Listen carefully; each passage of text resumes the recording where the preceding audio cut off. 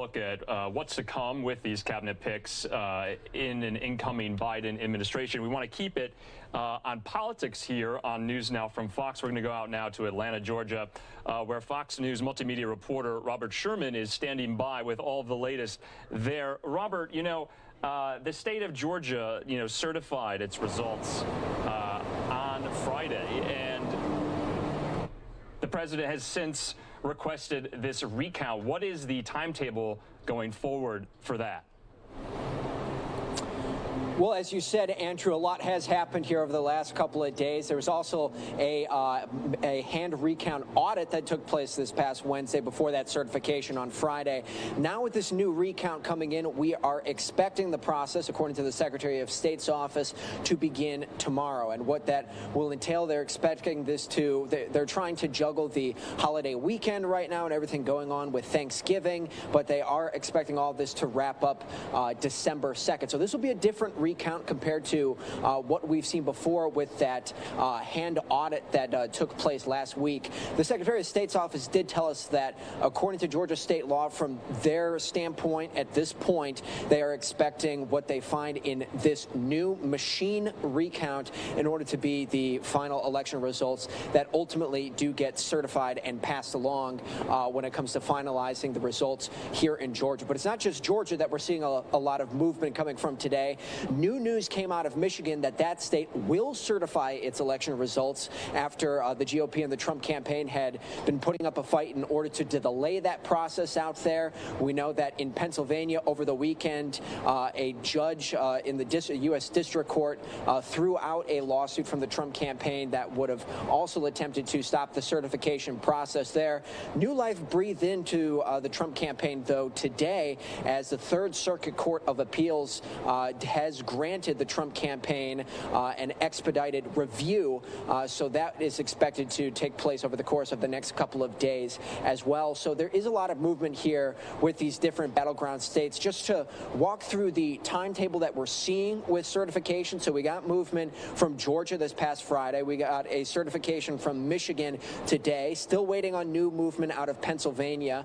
Arizona, which is where you are right now, that's we're looking at November 30th for that certification date, and then Wisconsin is a deadline of December 1st. But keep in mind, with everything from the Trump campaign that we're hearing today, the fight is not over from their standpoint. One thing that they said today, they called all of these certifications a, quote, procedural step, and they said that they will continue to fight in court with the hope of making sure that every legal vote is counted. So still more to come is the expectation from the Trump campaign over the next couple of days and weeks. And Robert, the elections, director out of the state of Georgia said today, Gabriel Sterling, that the election officials are just really overworked there. So he was kind of, I don't know if you want to say not confident or kind of dissuaded that these election officials, because they're being just worked into the ground after all these recounts. So going forward, do you have any insight into, have you talked to these election officials? Are they tired? Are they exhausted from all these extra steps that really have been taken?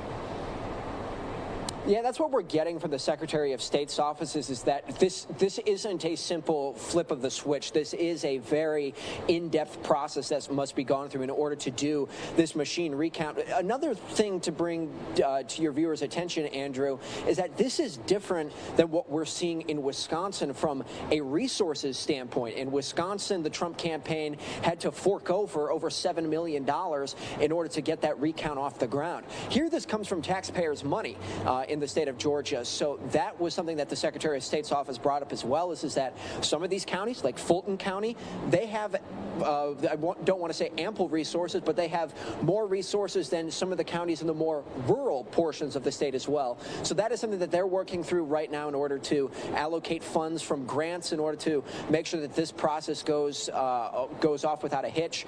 There's a lot of balls in the air to juggle right now. You have Thanksgiving coming up in a couple of days, so trying to to navigate the holiday season and for all of these staff, but you also have had these staff that have gone through the election process, through the general election, have gone through a hand recount. Now we'll have to go through a machine recount here. And then, you know, adding on top of it, it's the taxpayers' money that is going to have to fund all of this as well. So those are things that are being talked about in the Secretary of State's office, but they are going to, they said that they feel firm in their deadline, December 2nd at midnight. They're going to do everything they can in order to hit that. And Robert, not to mention the runoffs come January 5th. Election officials have to do that and deal with that as well. I lastly just wanted to ask, do you have any kind of news on the runoff front? I thought it was interesting that Reverend Warnock referred to Jon Ossoff, I believe it was maybe in an interview or a tweet, as his running mate. That's kind of the approach that these candidates are taking. Also, do you have any information on Senator Loeffler as well? We know she tested positive for the virus. I don't know what you could tell us about the runoffs as well there in the state of Georgia. Yes. Yes, we know that it's going to be an overall more quiet week for some of the candidates with Thanksgiving. We know Jon Ossoff is going to be having an event here tomorrow. Tomorrow, Joni Ernst was actually here today, the senator from Iowa. She's expected to stump on behalf of David Perdue and Kelly Loeffler again tomorrow. And it's, you know, as you said, you know, Jon Ossoff and Raphael Warnock both almost running as running mates, as you said. Well, that's the same with David Perdue and Kelly Loeffler. You know, one of the thing, Andrew, is that, you know, you're a political junkie, and, you know, we always talk about this as well. If you turn on the TV here in Georgia right now, it feels as though that the far majority of ads you see are related to the election, and more pointedly, they're pretty negative ads going after one another. So this is continuing. We're expecting this to continue all the way through January 5th. We know that things will really start to kick up again next week as Raphael Warnock and Kelly Loeffler both go off to have their debate. One other point to make here is that Jon Ossoff and David Perdue have both been invited to a debate of their own. Jon Ossoff has accepted. David Perdue has declined, so that debate will continue, but David Perdue will be represented by an empty podium for that event. So a few things to monitor here in the state of Georgia as all eyes continue to be on how that balance of power is going to play out in the United States Senate. All right, Fox's Robert Sherman there for us in Atlanta, Georgia, breaking a lot of things down for us. We appreciate you, Robert. All right, and remember, this is News Now from Fox. We are live, we are raw, and we are unfiltered. No opinion here, it's real, no bias. If we can't get to something live as it's happening because something is already happening, we'll play it out later for you. But we want to thank everyone for watching. We're going to take a quick commercial break. We'll see you back here in 2 minutes.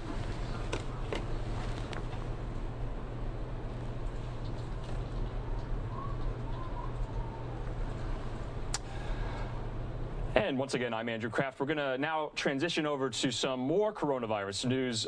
D.C. Mayor Muriel Bowser issued some more guidelines and restrictions there in the nation's capital. I believe they're moving into phase 2, so we'll find out what exactly that means for those living in the district. But let's hear from D.C. Mayor Muriel Bowser right now.